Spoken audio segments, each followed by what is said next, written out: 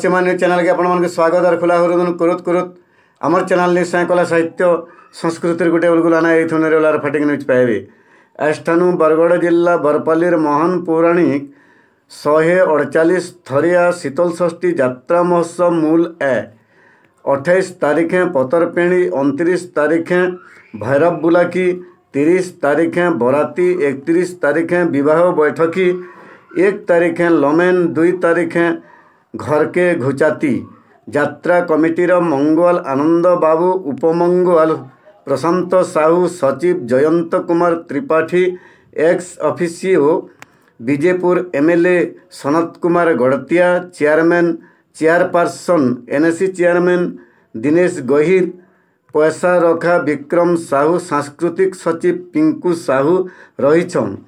Parvati party Sasmita और संजय मेहर, जगतर बा शिव और माँ पार्वतीर बिहा समय के हाथ धराबे निजे माँ बा है।